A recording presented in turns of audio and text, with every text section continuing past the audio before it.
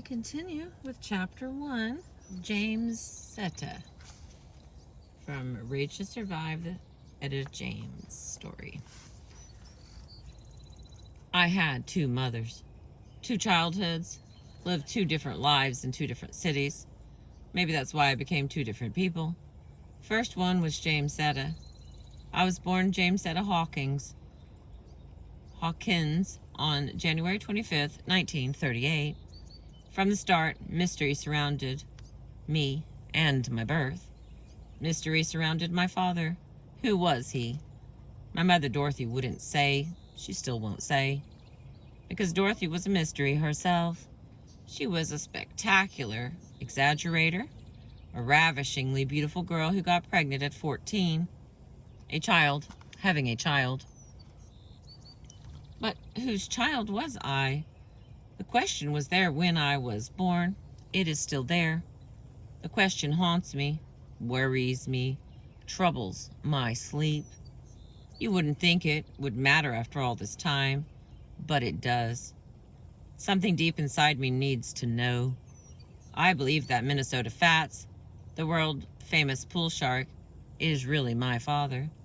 But before I tell you about Fats, let me explain more about Dorothy and the secret circumstances of my birth.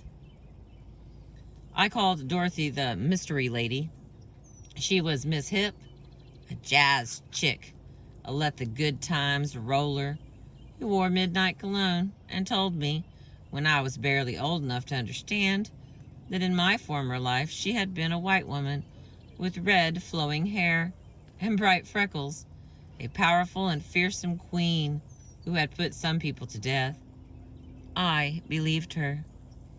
But in this life she was a light brown-skinned beauty who wore short skirts and fishnet hose and platform shoes with ankle straps. Her face was fabulous. Her body was voluptuous. Like the Billie Holiday song says, men flocked around her like moths to a flame. She adored the music of Billie Holiday and considered herself a jazz purist. No raunchy blues for the midnight lady. Nothing but jazz, fine and mellow, sweet and swinging.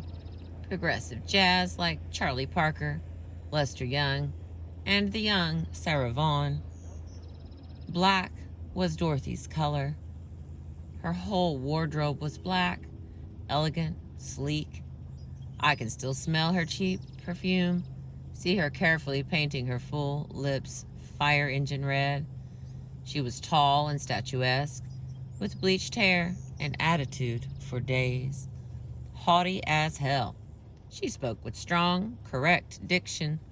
No black slang, no girlfriend, honey child, homegirl talk. I saw Dorothy as a distant goddess, a starlet I couldn't touch, couldn't understand, couldn't even call by the name of mother. At first, my mother said my father's name was Theodore, and then Al, but those were lies. Dorothy's sister, Aunt Cosetta, was the one who set me straight. Dorothy had followed Cozy to California from Omaha, Nebraska, before their mother had died. 10 years older than Dorothy, Cosetta was the family's original hip kitty. She was a no-nonsense party girl and big-time madam working out of the Queen Elizabeth Apartments, run by big-time hustlers on Central Avenue, the main drag of black showbiz, L.A. In the 30s and 40s. Cozy was Dorothy's role model, and believe me, Big Sis was one fine-looking woman, standing back on those shapely big legs of hers and talking much shit. When Cozy talked, you listened. She said Dorothy had been going to Jordan High School in Watts when she got pregnant. In those days, they had let the schoolgirls have their babies, put them up for adoption, and then neuter the mothers by tying their tubes. That's what happened to my mother. Dorothy initially claimed I was for a guy she'd been fooling with. Dorothy initially claimed I was for a guy she'd been fooling with named Theodore, Later, she changed her story and said no, I was really for a guy named Al Anderson, a mechanic. The authorities believed her and put Anderson in jail. They also put his name on my birth certificate and threw Dorothy in reform school. My birth certificate lists me as Ethiopian. That's how white authorities classified black babies back then. Cozy could be cold-blooded, even though my name, JamesEtta, was formed from James, her husband, and Cosetta. She didn't want to adopt me. She thought I'd hurt her business. Besides, she didn't like Dorothy. She called her lazy and dumb. But good old Uncle James, he had a heart. He talked her into it. It was Uncle James who told me about the night I was born. Driving Dorothy to the hospital, his raggedy old car didn't have any brakes. He had to ride around and around in circles until the car slowed down. Hey, that could be the story of my life. No brakes. My aunt and uncle became my legal guardians and took me to Sacramento, where Cozy dated soldier boys while James, a nice-looking brown man with blue eyes and wavy hair, did some tailoring. He was the cat who designed the original Billy Eckstein collars, all the rage back then, and some of the first zoot suits. Uncle James wasn't a pimp, although he made clothes for many a pimp. He was really a square who loved Cozy until it didn't matter to him who she screwed. Aunt Cosetta told me about those first months of my life. They'd be traveling up and down California, staying in hotels owned by Chinamen who didn't want babies peeing all over the beds. She and James would sneak me in and put me to sleep in a drawer.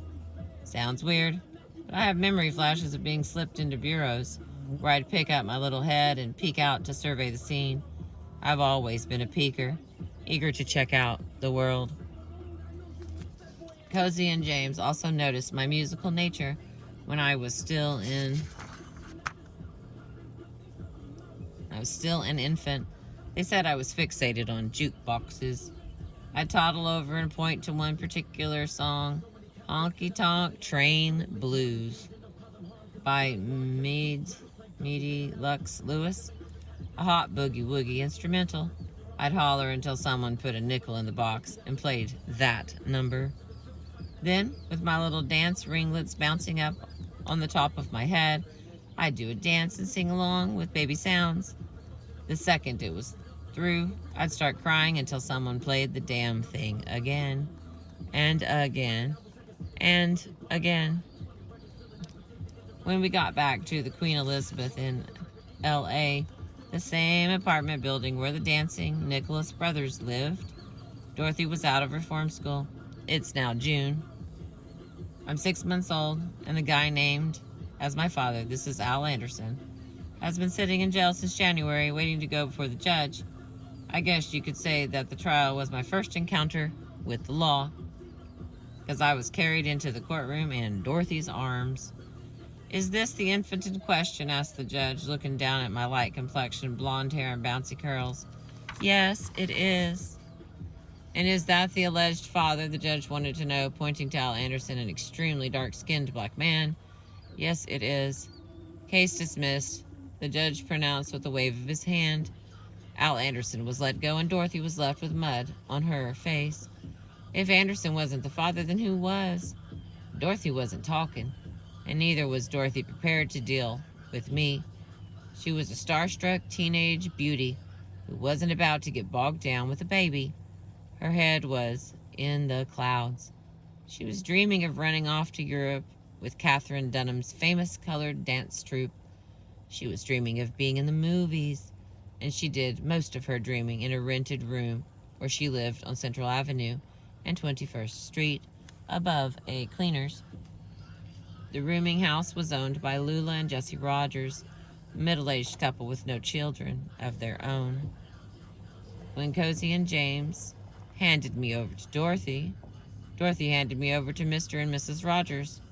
Would you mind taking care of my little girl? Asked Dorothy. I don't mind, said Lula. Don't mind at all. Lula was thrilled, and from the time I started talking, I called her Mama. She was the woman who wound up raising me while Dorothy ran in and out of my life like a crazy nightmare. When I was turned over to Mama Lou, Dorothy claimed she couldn't handle me. First thing I did was tear into a loaf of bread. I was famished. I remember Mama poured me milk and tried to show me how to drink from a cup, but I wouldn't wait. I didn't want to be shown anything. I took the cup and spilled the milk all over me. I told you she's wild, said Dorothy. Never you mind, said Mama. I can see she's a good girl. Mama had the patience Dorothy lacked. She was 20 years older than her husband. She had the maternal instinct Dorothy was missing. She accepted me the way I was. I was curious as the devil. Couldn't have been older than 16 months when I started wandering out of the house by myself. I was a handful. Had to be kept on a short leash. When I started toddling out of my bedroom and crawling down the stairs, Mama rigged a chair against the door to lock me in, but I climbed around the chair. I even took along the little dog Mama had bought me and backed down the long flight of steps that led to the streets. Didn't like being fenced in. Not then, not now. Anyway, Mama Lou caught me before I could get in trouble. She washed me like a hawk. Though she wasn't my natural mother, she turned out to be my sure enough mama. But what about my natural father? I've tried to put the pieces together. I wish I could prove it by trotting out blood tests, but I can't. All I can do is tell you the story I believe, the one I've heard from people who were there and should know. When I was a junkie in the 60s, I got the lowdown about my father from Willie Best, the actor. Willie was living in Los Angeles on Montclair off Adams. He made the best turnip greens and cornbread in town. He was also a junkie who kept high-quality stuff. I'd go there to cope. I'd go there to cop. C-O-P. Girl, Willie said to me one time, you look just like your papa. You're a spitting image of Minnesota Fats. Dorothy had mentioned Fats to me before that. At first, she'd said shit like, your daddy's a white boy. A real famous white boy. One of those slick white boys. But when I pressed her for a name, she'd back off. Then one day, while watching TV, she called me over and said, you keep bugging me about your daddy. Well, there he is. And there he was. Minnesota Fats being interviewed by Bill Burr. Yeah. I looked at his eyes, looked at his nose, looked at the way he turned his head, and I knew. For once, Dorothy wasn't lying. I could feel the man's blood running through my veins. So when Willie started running down the story, I listened hard. Willie was in Charlie Chan and Bob Hope movies. He did High Sierra with Humphrey Bogart and Ida Lupino. Sometimes they called him a sleepy step-and-fetch-it. And he usually played shuffling buffoons, but in the Central Avenue of my childhood, where Step-and-Fetch-It himself would drive down the street in his Cadillac with Fox Contract Player written on the side, Willie was a hero. All the black actors were heroes. They might play fools on the screen, but the folk in the neighborhood knew it took more than a fool to break into the lily-white Hollywood. Plus, they had money. Willie dressed super clean and was said to have pimped some of the prettiest black girls around. He looked a little like Wesley Snipes. White women were wild for him. Wild white women loved black movie studs. Dorothy was always mentioning Willie. She was a groupie, part of Willie's set. Willie would discuss Dorothy, talk about how fine she was, say how Fats loved coming down to Central Avenue. See, Fats was the baddest white boy who ever walked on 2 feet, the only white boy they greeted with open arms at the Dunbar Hotel in Club Alabama. There were other pool sharks around, cats like Trick Shot, but Fats put 'em all away. Some folks called Fats double smarts. Some called him triple smarts. His real name was Rudy Wanderoni, and he was born and bred in the Washington Heights section of New York City. When he lived in Tennessee, he was Tennessee Fats. In New York, he was New York Fats. When Jackie Gleason immortalized him in The Hustler, the name Minnesota Fats stuck. William Fats were thick as thieves.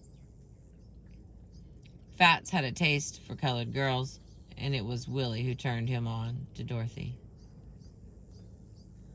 I asked Willie about what Dorothy was doing back then, but he wouldn't say. Willie just laughed and pulled out pictures of Fats as a young man. The resemblance between us was scary. I kept hitting Willie with more questions, and he kept giving the same answers. In 1936 and 37, Fats was in L.A. Fats was all over Colored Town. Fats made the scene with Willie, lived in the same after-hours world as Dorothy, the world that seemed so mysterious and filled with devilish attraction. Other voices said other things. J.B. Brown was a kingpin drug dealer from Louisiana who became a power broker in L.A. Black Underworld, L.A.'s Black Underworld. Supposedly, he killed an FBI agent. He served time in Alcatraz with the Birdman. When Billie Holiday stayed in L.A., she took an apartment in J.B.'s building. He kept her supplied. J.B. liked me, and growing up, I'd hear people point to me and say, "That's J.B. Brown's girl." They knew Dorothy had gone with J.B. I didn't mind the rumors about J.B. being my father, but in reality, J.B. was the godfather, and he made me feel protected. Though, okay, wait. No one would mess with me.